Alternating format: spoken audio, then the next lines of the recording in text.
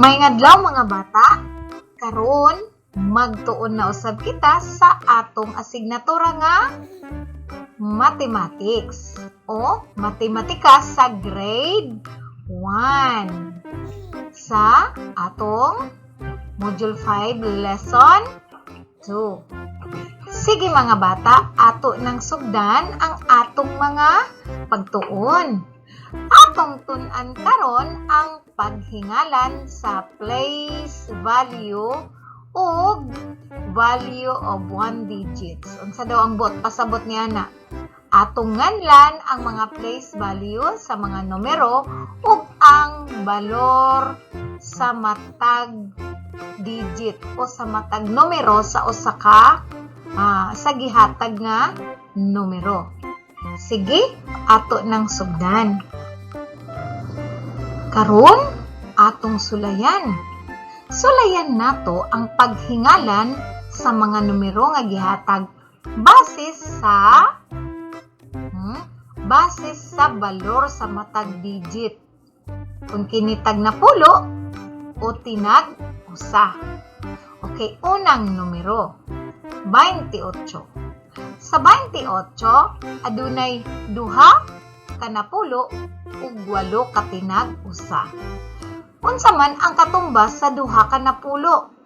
Umayon kita nga adunay 20, di ba? Ang duha ka napulo 20. Busa mayon kita nga ang 28 adunay 20 og 8. Sige, ikaduha. Ikaduha nga numero kay 51. Kung atong ihapon ang tag na pulo, aduna kanay 5 katag na pulo. Busa mong ihap kita gamit ang ihap nga tag na pulo. Sige, na pulo, 20, 30, 40, 50. Busa duna kitay 50 ug usa. Sige, ikatulo. Adunay ang numero nga 80 adunay 8 katag na pulo. Busa kung aduna kitay 8 katag na pulo atong ihapon 10, 20, 30, 40, 50, 60, 70, 80. So, busa na kitay kung ato kinihinganlan pag-usab. Yun kita 80 og 0 o 80 og wala, no? 80 og 0. Okay, ikaupat. Ikaupat 12. Pila ka napulo ang anaa? Usa lamang. Busa mayon kita napulo og duha. Ika-5, 67. Pila man ka napulo ang anaa? Unom. Busa mayon kita napulo, 20, 30, 40, 50, 60. Busa mayon kita adunay 60 og 7 ka buok. Mao kana ang paghingalan pag-usab sa mga numero. Kung imong nganlan pag-usab ang 28, mayon kita 20 og 8. Ang 51, 50 og usa. Ang 80, 80 og 0. Ang 12, napulo og duha. Ug ang ikalima, 60 og 67, 60 og 7. Okay, karon mangutana ta. Teacher, giunsa man na pagbuhat? Nganong naingon ana siya? So, atong tun-an. Sige, magtuon kita. Tun-i ang paghingalan sa mga numero. Tun-i ang paghingalan pag-usab sa mga numero sigon sa iyang place value. Sige. Okay, nakita nato ang hulagway sa mga sticks. Ang usa ka sticks adunay napulo ka mga stick, no? Kung atong ihapon, adunay 4 katag na pulo. Karon kung tagaan nato kini og kahulugan o balor, ang upat ka na pulo, moingon kita, na pulo, 20, 30, 40. Adunay 40 ka mga sticks. No? Ug aduna sad kitay pila ka tinag-usa atong ipon. Usa, duha, tulo, upat, lima, unom. Aduna kita dinhi upat ka tag na pulo ug unom ka tinag-usa.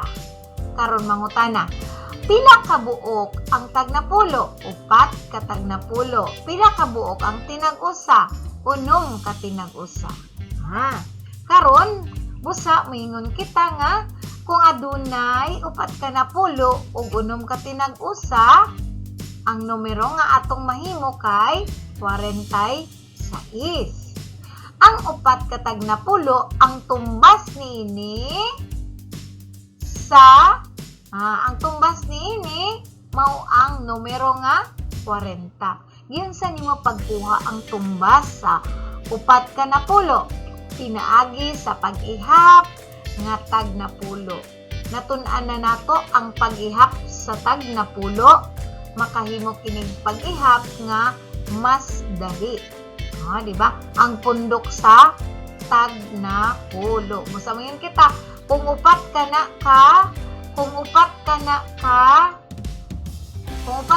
na pulo, mayin kita na pulo, 20, 30, 40. Busa nakakuha kita og tumbas nga 40. Busa kung atong hinganlan kini pag-usab, ang 47 mao kini ang mugawas. 46. 46 moingon kita nga 40 og unom. No? 40 og 6. Mo nga mayon gani tanong nga 46 kay ang kahulugan niya na 40 og 6 ka buok. Sabtan. Sige mo adto kita sa usa pa nga pananglitan. Aron ato kining masabtan pag-ayo. Okay, aduna kitay tulo ka bugkos sa mga kahoy nga isugnuray, no? Okay. So tulo ka tag ang usa ka bundle o isa ka bugkos kay adunay napulo ka mga kahoy. Sige. Karon, aduna say duha ka tinag-usa. Okay. Kung aduna kitay tulo ka tag na pulo ug duha ka tinag-usa, makahimo kita og numero nga 32. Busa mo ingon gani si teacher. Unsa nga numero nga adunay tulo ka tag na pulo ug duha ka tinag-usa? Sigurado ko ang tubag 32. Ang tulo ka na pulo, pila gani ang tumbas niini? Makuha kini nimo kung imong ihapon ang tag na pulo. Pinaagi sa pag-ihap sa tag na pulo. Sige daw atong ipon. Na pulo, 20, 30. Busa ang tumbas sa tulo ka na pulo kay 30. Busa kon atong hinganlan ang numero nga 31, mao kini ang mugawas. 32 day. Atong ihinganlan pag-usab ang numero nga 32, mingon kita 30 og duha o di kaha 30 og 2. Nasabtan na? Sige. Okay. Ani apay lain? Wala na di ay. Karon ato nang bansayon. Kay ato namang nahinumduman nga kung pila ang numero sa tag na pulo, ipon lang nato kini ngadto sa tag na pulo. Okay.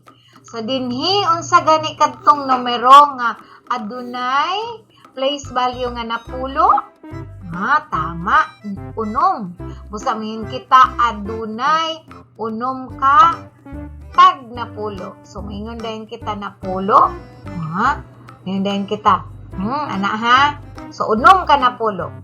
Napulo, 20, 30, 40, 50, 60. Unya, nay 8 ka tinag-usa, mayon kita 60 og 8. 60 og 8. O, 60 og 8. Okay. Dinhi na kita sa 75. Unsaon man nato kini paghatag sa kahulugan o paghingalan pag-usab sa numero nga 75. Gamiton gihapon ang pag-ihap nga tag napulo. Kung adunay 7 ka napulo ngayon kita, napulo, 20, 30, 40, 50, 60, 70. Basta ngayon kita, 70 og 5. Ang mausab lamang niini mga bata ang ato lang pangitaon mao ang tumbas sa 7 ka napulo. No? Nya ang tinag-usa dili na kini mautro. Sagdan, sige. Sa numero nga 60. Unsa nga numero ang tagnapulo? Ang numero nga unom. Busa mo yun kita adunay unom ka napulo. Pila gani ka ng unom ka napulo? Okay, napulo, 20, 30, 40, 50, 60. Busa mo yun kita 60 ug aduna ba'y tinag-usa? Wala. Busa yun kita 60 og 0. Ang 15, adunay, pila ka napulo? Usa. Kung usa lang kadto ka napulo, ngayon kita napulo og 5. Then, ang sa numero nga 55, moingon kita nga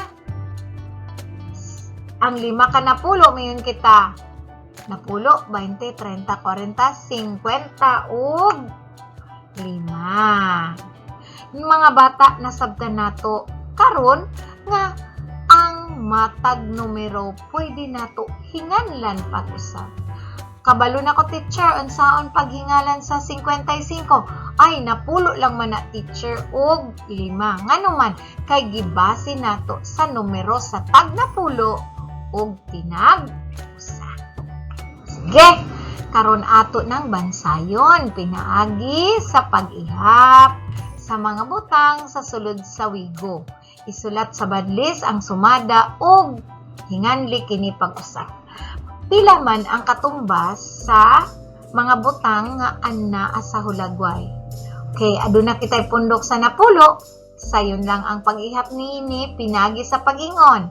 Napulo, 20, 30, 40, 50, 60. Pila kadto kantag napulo? Unom. Okay, unom. So, 60. Unom. Okay, pila ka tinag-usa? Usa, duha, tulo, upat, 5. Adun na kita'y numero nga? Okay, 65. Okay. So, saan nato kini paghingalan? Makita, madungog na nato sa iyang pangalan. 65. Busa mo yun kita. 60 og 5. 60 og 5. Kumihap kita. 1, 2, 3, 4, 5. Diba? Sige. 60 og 5. So, nasabtan nato karon nga ang 65 aduna di ay unong kapundok sa tagnapulo nga moyong kita 60 og 5 kabuo. Okay. Next. Sige, atong ipon. Napulo, 20, 30, 40, 50, 60. 61, 62, 63, 64. Busa ang atong numero, 64. Unsaon nato kini paghingalan pag-usab? Komenta, 64. Teacher, 60 og 4. Nakuha? Sige. Sunod. Okay, aduna kitay mga candy dinhi. Ang atong nakita kay pundok lang sa tag napulo nga duha ka buok. Sige, doon na ba'y tinag-usa? Wala. Busamin kita. Napulo, 20. Saan na ito pagsulat sa numero? 20. Kung atong hingandan kini pag-usab, 20 og 0. Diba? 0. Kay wala man siya tinag-usa. Ikaupat. Sige. Ato ng ipon. Pinaagi sa paghihap sa tag napulo. Napulo, 20, 30, 31, 32, 33, 34, 35. Ado na kitay 35 nga mga lobo. Okay. Karon ang numero nga 35 ato kining hinganlan pag-usab. Pinaagi sa paghatag sa balor sa tag napulo og tinag usa. Sige daw ang tulo ka napulo kay tulo ka napulo kay 10. Napulo 20, 30. 30 og 5. Nakuha ninyo? Okay, next. Ikalima. Okay, atong ihapon usa, duha, tulo, upat, lima, unong, pito, walo, siyam, napulo. Tan-aw na to ang pikas kung naabot kini og napulo. Usa, duha, tulo, upat, lima, unong, pito, walo. Usa aduna kitay usa ka napulo og walo. Unsa ka na nga numero? 18. Unsaon nato paghingalan pag-usab sa numero nga 18 base sa balor sa matag digit o matag numero. Sige, mayon kita. Usa ka napulo og 8. Okay, nasabtan na nato. Karon, ato nang hinumduman. Giunsa nato? Hinumduman nato, giunsa nato pag hingalan pag-usab sa mga numero gamit ang place value ug ang balor sa matag digit. No? Unsa daw? Sa paghingalan o pag-rename sa place value ug place value of a digit, ilha usa ang place value. O, diba? Nakatunan na nato ang place value. Sa ganito, tag napulo og tinag-usa. Kay place value ni ini og isulat ang iyang value. Isulat daw ang ato ang balor, ha. Halimbawa, pananglitan, tulo ka napulo, o ato kining ipon. Napulo, 20, 30. O, ang balor sa tulo ka napulo kay 30. Tama o ka na ang katumbas, no? Balor o value sigon sa iyang place value. Nasabtan na nato, timan na pag-ayo mga bata, aron mahimo nato ang paghingalan pag-usap o pag-rename sa mga numero. Sunod! Karon ato ng susihon. Hinganli o i-rename ang mga gihatag nga numero sigon sa place value niini. Pananglitan, tulo ka napulo, 0 ka tinag-usa, ngayon kita 30 og 0. Sige, usa ka napulo og 5. Saman ka na. Okay, napulo og 5. Okay, siyam ka napulo og 5 ka tinag-usa. Ang tumbas sa siyam ka napulo kay atong iphon. Sige, napulo, 20, 30, 40, 50, 60, 70, 80, 90 ug sa gikaingon ko na dili na mautro ang tinag-usa. 90 ug 5. Okay, ikatulo. Upat ka napulo ug 3 ka tinag-usa. Upat ka napulo, o atong iphon. Napulo, 20, 30, 40. 40 ug 3. Okay, number 4. Siyam ka tag napulo. Sige, ihapon. Napulo, 20, 30, 40, 50, 60, 70, 80, 90 ug 90 ug 2. Sa gikaingon na ni teacher nga ang mga anaa sa tinag-usa dili na kini mautro. Ang tag na pulo lang. Okay. Ikalima, unom ka na pulo. Atong ipon. Na pulo, 20, 30, 40, 50, 60 og unom. Okay. Nabuhat na nato og nasabtan na og nahibal-an na nato kung unsaon pagkuha sa tumbas o balor sa tag na pulo nga mga numero nga naa sa tag na pulo nga place value. Sabtan. Sige, karon ato nang balihon sa atong pagpalambo, ato nang balihon. Gihatag man diri ang rename o pagsulti pag-usab, no? Sa mga numero, ato nang ihatag ang eksakto nga numero o standard form sa mga numero. Pila daw kadtong numero nga 70 og 3? Walay lain kung dili 73. 30 og 1, walay lain kong dili 31.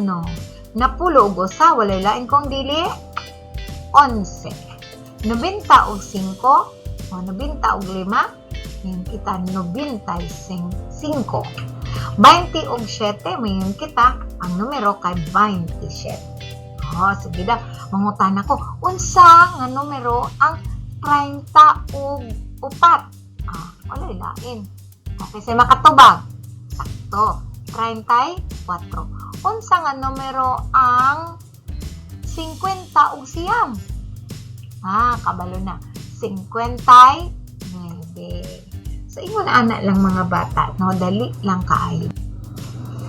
Karon, kay nakatuna na nato ug nahibalan na nato ang pagsulti o hingalan pag-usab sa mga numero ug nasabtan nato ang kahulugan sa matag numero ug nakatuna na nato unsaon pagkuha sa tumbas sa tag na pulo pinaagi sa pag-ihap niini sa tag na pulo.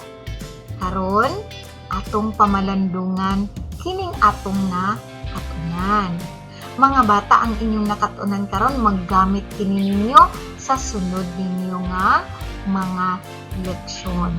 Busa kung ang mga leksyon nga inyong nakatunan, dili na ninyo kini ang ngayon nga hikalimtan.